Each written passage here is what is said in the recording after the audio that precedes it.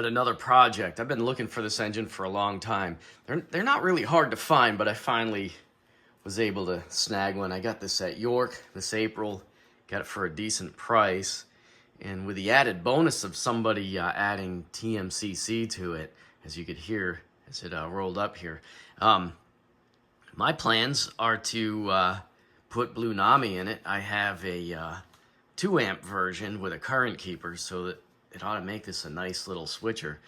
So let's take a closer look.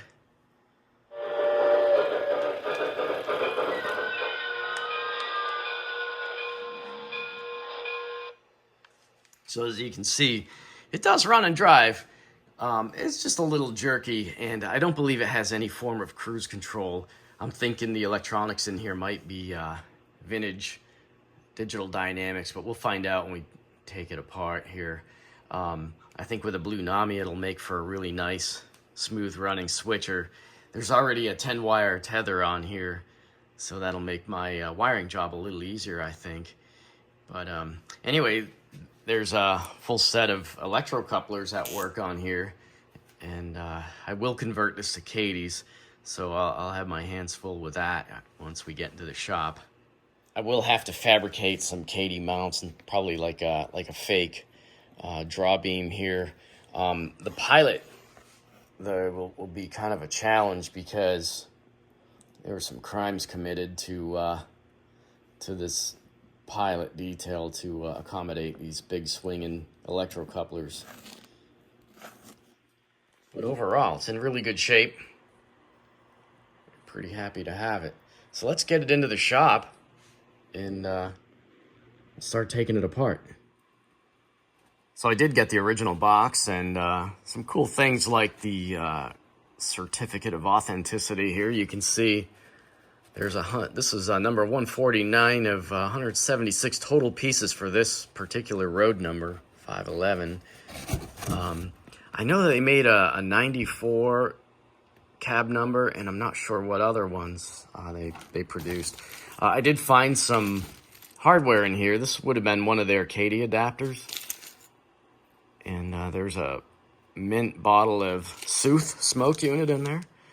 Some more hardware here. I'm not sure what their Katie arrangement was for this engine, so we'll find that out when we get it on the bench. And I thought this was really cool. This is something you don't see at all in the modern era. A total pictorial diagram of how this engine's arranged. Even a wiring diagram, which is pretty wild, you know. And you can see it had a DC reverse unit.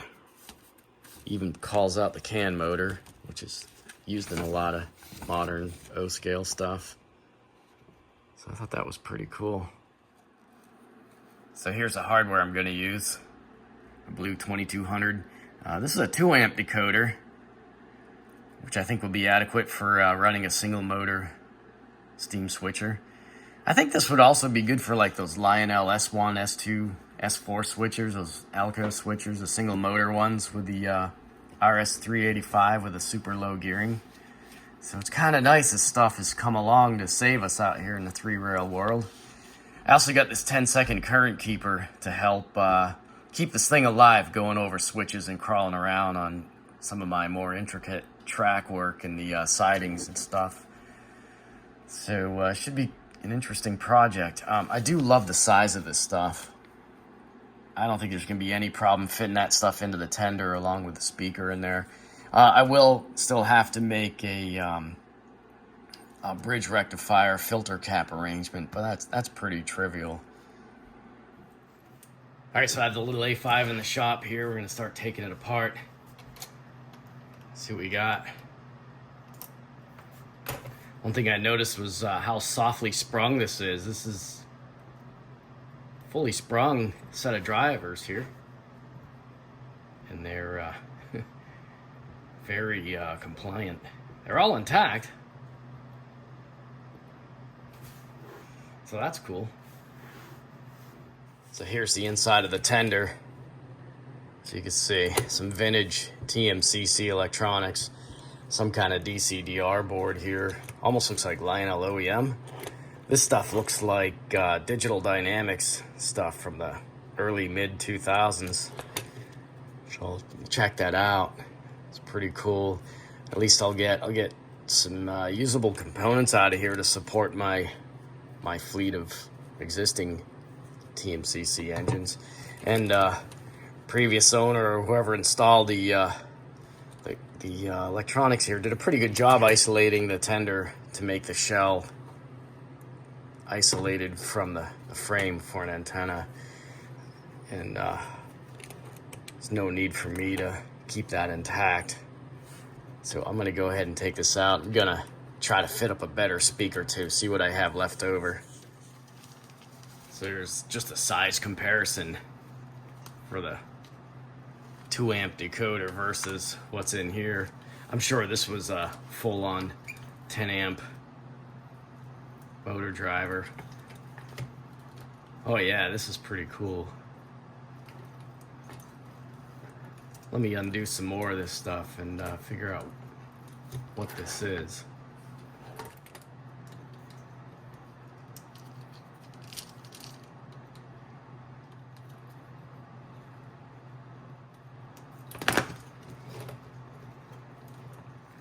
This is a real cut and gut job.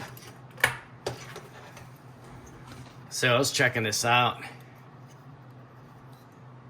and this is, I don't know why it's, oh, there it is. It's an old Digital Dynamics board, 2003. Guy named Ed Bender used to make this stuff, somewhere out of Connecticut, I thought. So as you can see, this is a Rail Sounds motherboard to host the audio board and the power supply. With all the connections we need, there's built-in sound pod on here. Be totally usable for some other project. And this was his, kind of like, this would have been non-cruise control. This would have just been like a DC-DR basically. So the old R2LC here would supply pulse width modulation to this board and give you your motor speed. Kind of neat. I got a good R2LC at least. I can use this in another project or as a repair part for when something kind of loses its brain. It's cool to have. Cool. It's out of there. Got a stash of Rail Sounds power supplies to survive the apocalypse, I guess.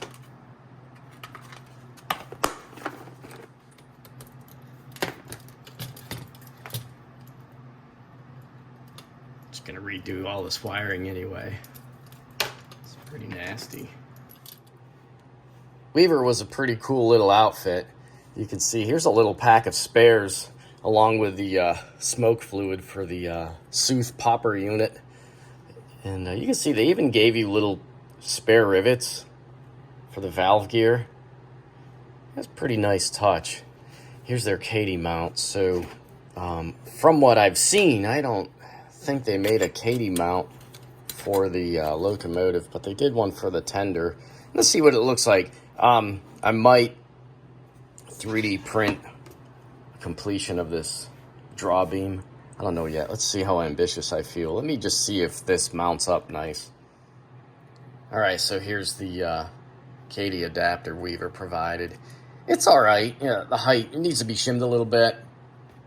The draw beam spacing seems alright too. I don't know. Gonna think about it though. I may 3D print something, like I said, to fill up this draw beam section.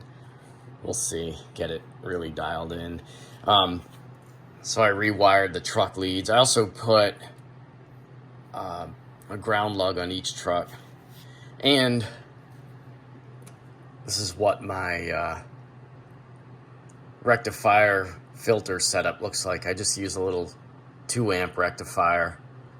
And I'll wrap this up in heat shrink and connect it to the track power. That's the little rectifier filter all heat shrunk together. So Eventually, these three items will comprise the electronics and the tender. I think there'll be plenty of room. Just waiting on that speaker. I don't know, the more I look at this, the less I like it. So I think I'm gonna go ahead and print up a 3D mounted adapter for the KD. So it'll use those two original mounting holes to the frame, and then it'll have a complete draw beam, and it'll also push the coupler. I want to put the coupler flush with that draw beam. I think it'll look better. All right, so my speaker did show up today. As you can see, it's a Visaton. I didn't realize these were German made. It's kind of cool. 8 ohm, 2 watt nominal, and like I said, 17 millimeters high. So it should fit nicely in this section, the slope back section of the tender shell. So as you see, I have it mounted with some clamps I scavenged out of one of my third rail projects. I save all that stuff. And you can see my draw beam KD mount assembly here. Took 2 iterations. If I had to do it again, I'd be inclined to make this section a little narrower to give me a little more clearance for the swing of this rear truck. But I took it out to the layout to test on my only 072 switch in the whole layout, which is way in the back. Services Macheski filter, and this went through it, no probs. So if it gives me problems, I'll just do another iteration. But for now, I'm going to run with it. And now I'm going to get ready to mount up these boards and set up the tether, and maybe give this thing a test run before the day's through here. So the power supply section's pretty much in place. Before I do anything else, or before I mount the Blunami boards, I'm going to get into the locomotive here and take it apart. Do a couple things. Remove this electrocoupler, figure out the wiring. Like I said, it has a nice 8-pin tether that was installed by whoever did the Digital Dynamics TMCC stuff. So I typically set them up so the first 2 slots will be power, the second in is motor, and then the rest will be the lighting connections. So let's get this apart. Yeah, I'll bet this comes apart a lot like my third rails. There'll be two screws behind the cab here. Just loosen those, and then, hey, you know what I remembered? They had a diagram for this thing, but I don't know. See if we can't figure it out. I'm wondering if I've got something hidden here underneath the electrocoupler.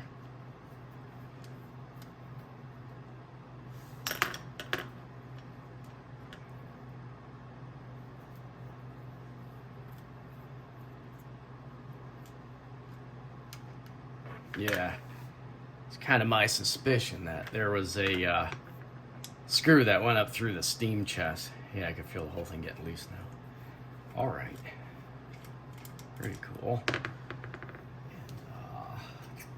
if I can't pull that out of there.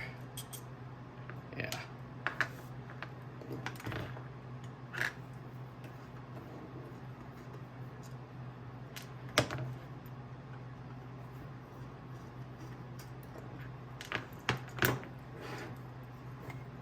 All right. So what we got? Now I can start dealing with the wiring and stuff.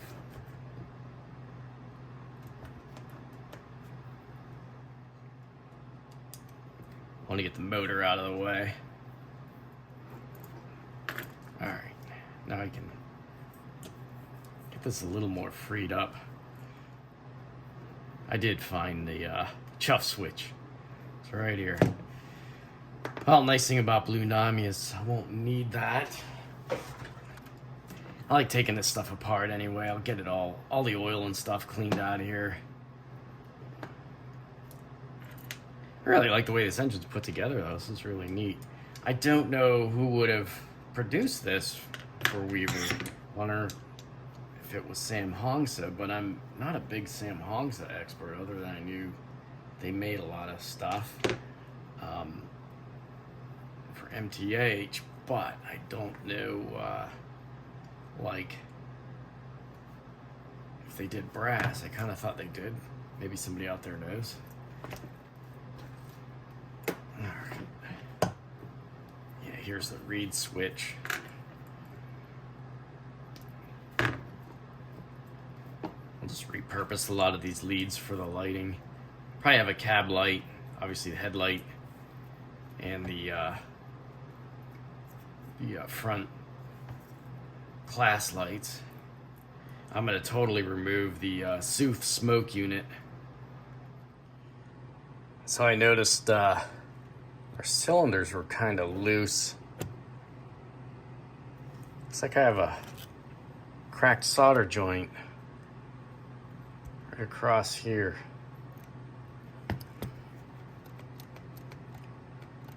Might have to break out the resistance soldering unit. Yeah, because I don't want this getting away from me.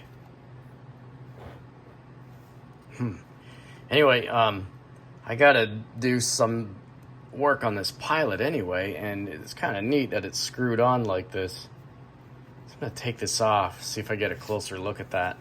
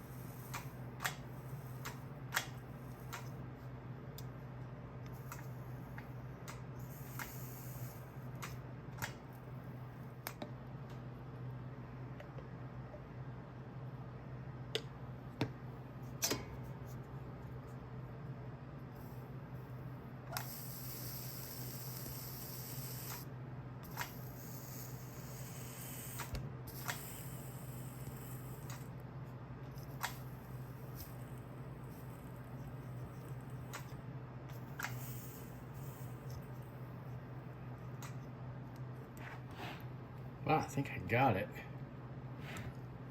Let's see, there's a crack there. See that?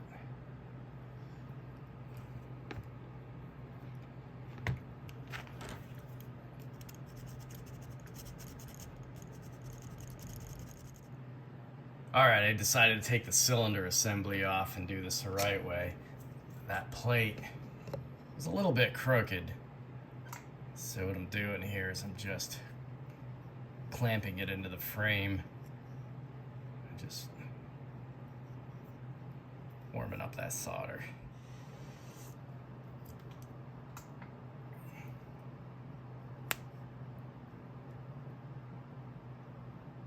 All right, I can see that solder melting, and I can see the plate's nice and flat. I'm gonna let off my foot, then I can remove the piece, and no sparkies. All right, now let's take this apart now. All right, it's nice and flat now. So I'm just gonna clean this up and remount my cylinder assembly, and they were just tilted back a little bit. So I just decided to get in here and do that. All right, so we're putting our A5 back together here. I'm just going through the wiring, gonna set up all the wiring before I reinstall the motor. I had to put the motor mount in, break off the flywheel, dog bone, all that stuff, just to route my wiring nicely. So I'll clean this all up, but I have a nice ground lug here. I ran my pilot markers out, class lights, whatever you want to call these. I'm not quite sure how they used them on switchers, but I'm going to keep them. I'm going to keep them red too, just in case. I don't know. I just don't feel like changing those out. Reuse the original wiring. And I made myself a little diagram for our tether connection. So this is kind of typical what I've done from other projects. Do my power on the left motor. On the Blunami stuff, all the outputs are like floated, so there's a feature common headlight, cab light, and these are going to be the pilot markers. So that's what I'm going to run with. Thought I'd go ahead and take a look at the gearbox. This is not bad at all. It's got plenty of lube, I think, but I'm just going to add a little more. Little stripe on here. I like this Lubriplate number 110, I believe. And I got a can of it from one of my customers. They used to smear it on parts that they were doing fatigue testing on. And what would happen is if they were looking for a crack, the grease would kind of bunch up on the crack as it was getting sucked in and pushed back out. Kind of neat. But they gave me a can of that stuff, and I'll probably have it for the rest of my life. I believe it's a calcium grease versus a lithium grease, which is fine. It's a nice clean grease. You go on some of these train forums, and these guys are like putting sticky like trailer bearing grease in their gearboxes, and I'm like, yeah, no. Anyway, this is my preference. That's about it. I think this gearbox looks pretty good anyway, so I'll finish that up.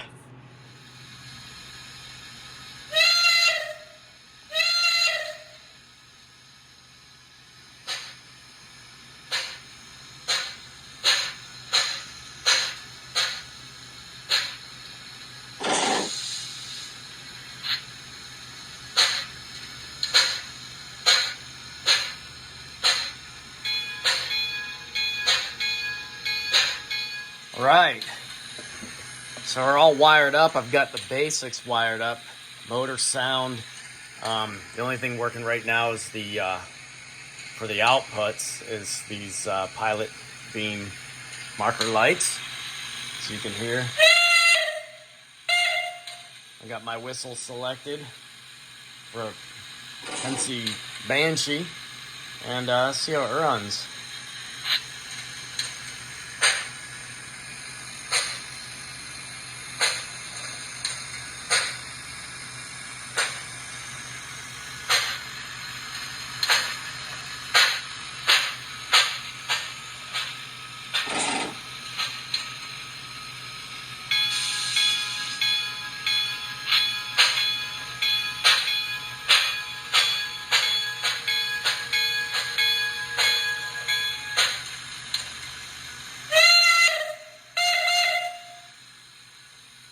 So pretty cool. Let's test that current keeper I got here. Just gonna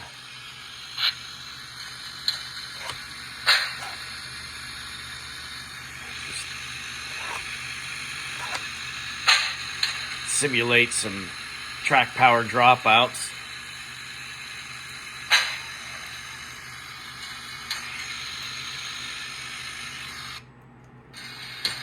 All right. Should at least survive some momentary dropouts. It recovers nicely.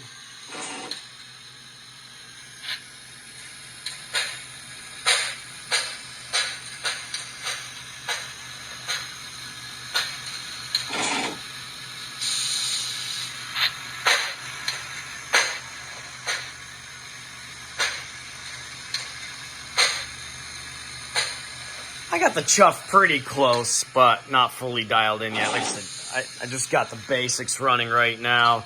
I did want to test these markers.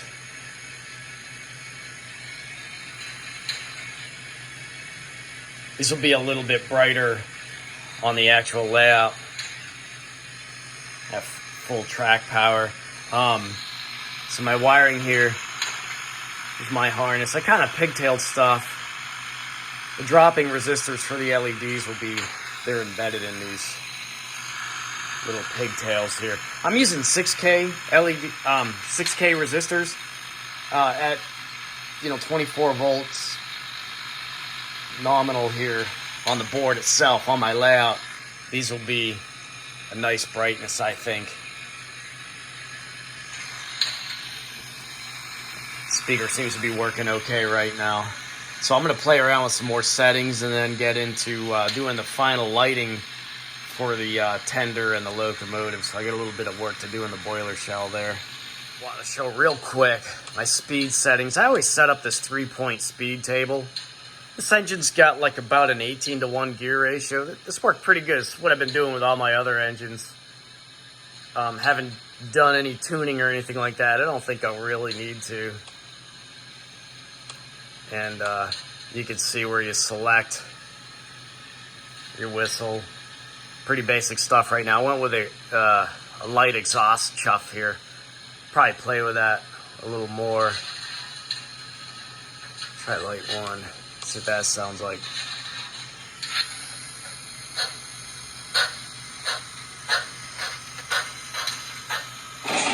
I kind of like that.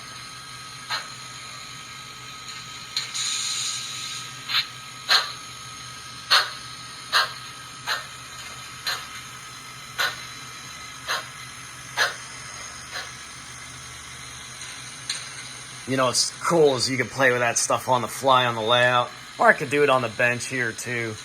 Put this thing on jack blocks. And I can play with it. I could dial in the chuff a little better. I think I have the chuff set for, let me see, about 90 something right now. 85. And play with that, get it close. Nice thing about Blunami, I don't need program switches, don't need a chuff switch. Saves me quite a bit of work there. Can't get my sync chuff though, I've mentioned that in other videos, but I don't know. For what it is, I think it's pretty neat.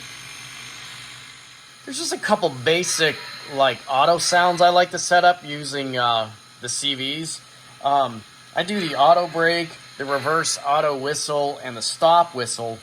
I don't do the forward whistle, it's kind of obnoxious, but what I like about the reverse is I don't always have to look at the remote, and I'll get... Also do a little auto brake. And then that's the stop signal. It's kind of nice. The stop signal's nice because, you know, when the engines come to a complete speed step 0 stop,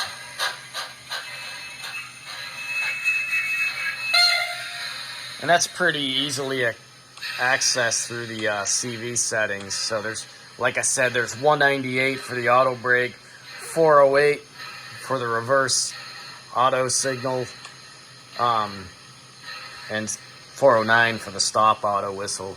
So that's about as advanced as I really got with the sounds for now. Alright, so I got the tender together and lighting's done. Sounds pretty good with the shell on. Next is to get into the boiler shell here, and I want to remove this Sooth smoke unit, the little regulated power supply in there, and rewire this for the Blunami control. Also going to change out these cab figures here. So here's the cab figures, and I don't know, they're made out of metal, kind of neat, but I think I'm going to put some Artista ones in here. So this was all stuffed in there. This is the constant voltage board for the headlight and the Sooth unit, and there's a switch input for the smoker. And then this is probably a 6-volt regulator, just heat sunk on the old boiler weight. So I'll take this all off and put the boiler weight back in there and take some time and clean out the old smoke fluid on here. It's not too bad, but isn't exactly a high volume, high output smoke unit. Alright, so we're back together. I actually ended up taking the boiler and brought it over to the sink and cleaned it up with some dishwashing detergent under some warm water, just to get any residual oil from that little smoke unit out of there, but actually it wasn't that bad. There was quite a bit of dust on the walkways and stuff, running boards. It's kind of funny that you want to have a nice clean engine before you start with the eventual weathering, right? But anyway, I'm at the point now where I got to figure out what I want to do with this pilot assembly. So as you can see here, it's been gapped out pretty good to clear the big old electrocoupler, and I'm trying to figure out just how I want to go about doing this. So what I want to do is I want to restore this pilot beam and these straps and footboards and get them as close to the prototype as possible without, turning it into another super long-winded project. So I'm gonna try taking some of this apart with the resistance solderer, see if I'm successful with that. Well, if I was really slick, I'd go and seek out the two-rail version of this pilot. It's fully detailed out with the footboards and hanger straps and all that stuff. But in the meantime, unless I could find one, I decided to try making my own strip here. And this is just some 25 thousandths thick brass strip that I kind of ripped down. I'll show you how I did it, but I don't want to get too far ahead of myself. I want to see if I can solder this together. So I'll have to grind off the remainders of these straps here and see if I can unsolder these footboards and then cut and assemble this. Also got to figure out how I want to mount. I want a fully operating Katy coupler on here. So I got to figure out, how it's going to fit in here. Well, I was trying to use the resistance solder to take those steps off, but I'm kind of thinking this thing was like a full casting. So I don't know. Anyway, the method of destruction here was to use my good old Klein side cutters, butch off a bunch of that stuff, and then use my Dremel with a cutoff wheel to dress up the remainder. So now I've got it to the stage where I can start rebuilding. So I'm gonna try to complete this pilot beam first, get that soldered in there, and then I can hang the straps, and then the easy part should just be putting the foot and kickboards on here. So hopefully I got this ground down enough to host the new hardware. All right, here's how I've been manufacturing my own strip material. So I have this set for my beam completion stock. So this is how I've been doing it. Would not recommend this. It's pretty hokey, and I'm probably due for a new blade on this guy here.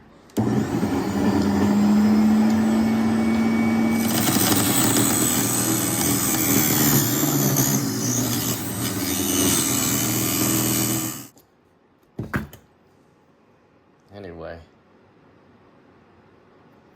you can't see it, but I'm wearing my safety glasses, so good enough. All right, so here's my pilot beam footboard assembly. I think it's better than what I started with, that's for sure. Far from like perfect or anything, but it's not going to be 100% accurate because I want to put a Katy 805 on here. The real one had this like fixed cast like coupler pocket pedestal looking thing. That's all I could really describe it as. Almost is flush mounted on the pilot beam. I'm not quite sure how I'm going to mount the Katy yet, but I want a fully functioning 805 on here, so I'm going to make some concessions to that. And this is a lot better than what I started with. So I have a complete pilot beam. I have full footboards. And every photo I've seen of an A5, all the footboards are all bent up and smashed anyway. Because, I mean, these things were, they were used as a railroading appliance by the crews. And I'm sure these got beat up all the time doing the many switching and spotting maneuvers they would use these for. So I'm going to run with this. I'm going to clean it up and mount it and figure out what I want to do for the Katy mount. It is kind of cool that this is interchangeable, probably with a 2-rail version. Like I said, if I was slick, I'd go seek out the 2-rail version and just swap pilots. But it was criminal what they did to this in the first place anyway, to host a big electrocoupler. So I've kind of fixed that, I guess. So I learned a little something about this 2200 board. That's related to track power. I had brought this little A5 over to the D3R clubhouse to run on a modular layout to kind of show the guys. Some of the guys hadn't seen a Blunami engine yet. And when I put it on the track, it kind of sat there and flashed a headlight. And I was kind of watching it. Didn't think there was anything wrong with the engine because it worked at home. And I realized that the headlight might be flashing some kind of error code. So when I looked it up, sure enough, it was telling me it was seeing too much voltage. So, as you know from our installations, we make a bridge rectifier, filter cap. When you rectify AC track power, you get a DC peak voltage. So the 4408 boards I've been using, they've been happy at 18 volts AC, which pans out to about 26, 27 volts DC at the board. Well, this one doesn't like to, these 2200s don't want to see more than 22 volts. So as you can see, I'm kind of playing with the track power here. I'm using the cab 3 to dial up the track power. And if I go up to about, let's see if I can get this up to about a little bit over 22 volts, you'll see we'll start flashing our error code here. And I don't want to push it, but if I turn our voltage back down, the engine will recover. So you can see we're back in action. Don't want to push it. It is neat that the board can protect itself. So my solution is I will use a buck boost converter and adjust it probably for 15 volts.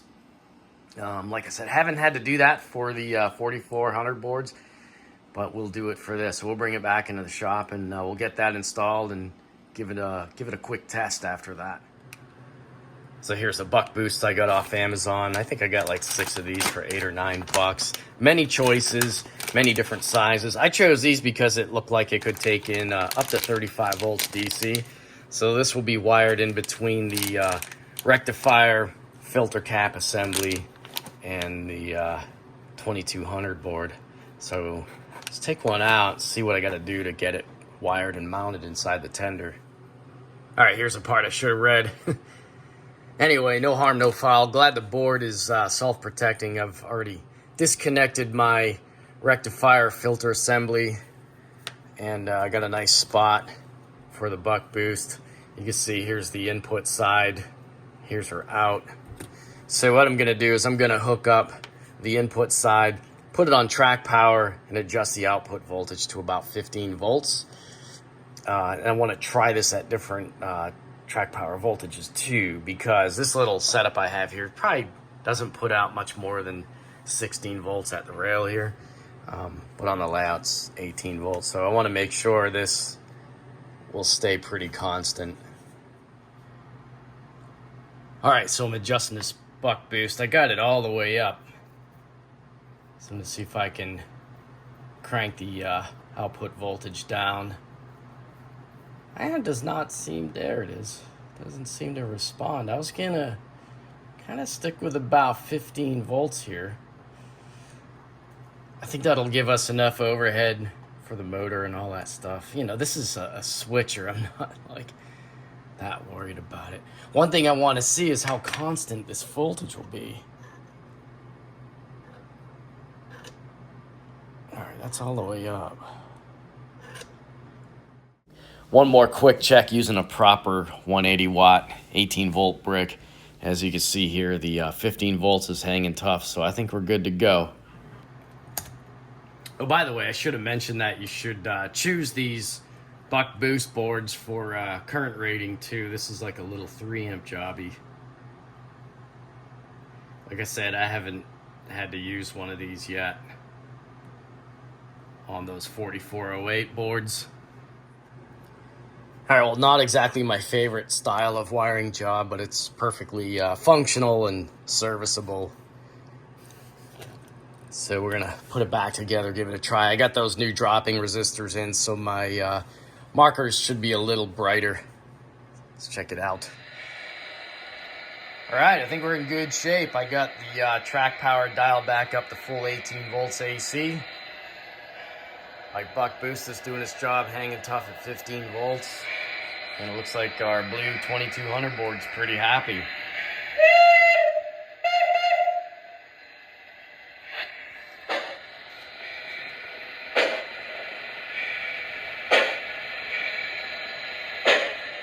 Cool. So now I can start getting this ready for paint. Got a couple little details to do. And we're just about ready to weather it up too, so should be good. I think the tender markers are bright enough. Let's see what the pilot markers look like. It's about as bright as they need to be, I think.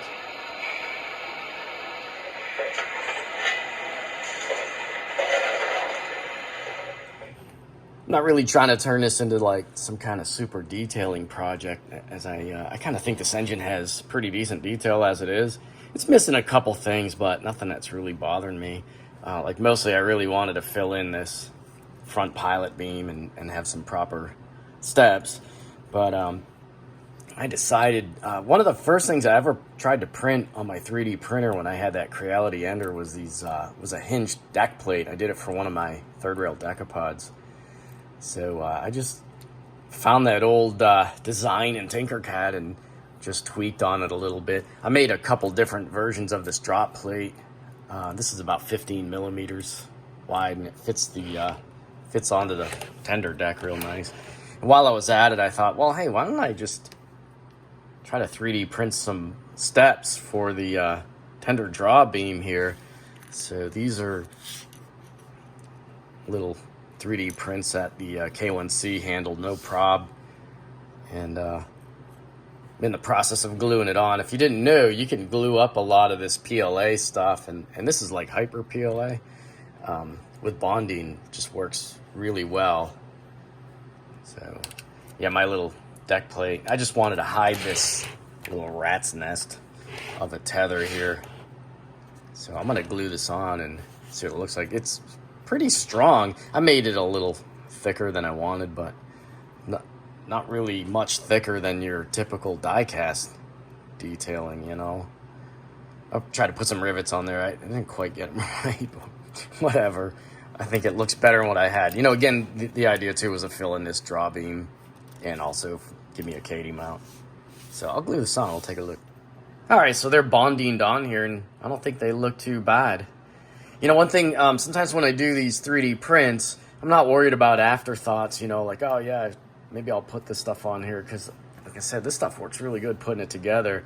And you can kind of, when you're making these parts, you don't have to make them all in one shot. That would be kind of an awkward print for the supports and all that stuff, and the extra time. And I think this way, they kind of print it up a little more clean. And yeah, it's better than having nothing there, you know, and it's kind of almost kind of in line with like what die-cast parts look like. I still kind of feel like this 3D printing stuff's in its infancy, and I mean, like even going from the Ender to the K1C, which I don't even think that's like the newest one out, I mean, was like quite a leap in quality and speed. So, you know, someday I think you'll be able to make these parts and not be able to tell them apart from injection molded type stuff. So anyway, pretty cool. Once I get paint on this stuff, I'll put a little filler in there too to get rid of these layer lines, but I'm pretty happy with that. It's all right. Okay, getting ready for the final weathering. Just about ready to get a coat of clear on here first though. Just show you some of my paint work. I painted up my pilot, brass work here, the movable deck plate. I also decided to paint the roof, This is old vintage polyscale Brunswick green, which is really close to DGLE. And I think that works really well for a lot of the Pennsy colors that the O-gauge producers were kind of using in the late 90s into the early 2000s. I thought they did such a better job with this color back then. Also painted the little number board up here. Just painted it over black. It was like some kind of maroon color, which isn't right, but wanted to get that done too. So we're about ready. I think I'm gonna put some Model Masters acrylic clear over this. This and the tender. I'll show you what I did with the tender too here real quick. So here's what the tender looks like with my 3D printed Katy mount and drawbeam steps all painted up. Thought it came out all right. Got it masked and ready for a coat of clear. Just wanted to show you my theory on doing clear before I do any other weathering. You can see here's the roof that I sprayed with my Brunswick, and I just cleared this cab side and this kind of roll over here of the roof compared to this side. You can see the contrast and sheen almost makes it look like they're two different colors. But while they're off a little bit probably in shade, I just feel like getting the sheen matched really kind of helps get those colors set.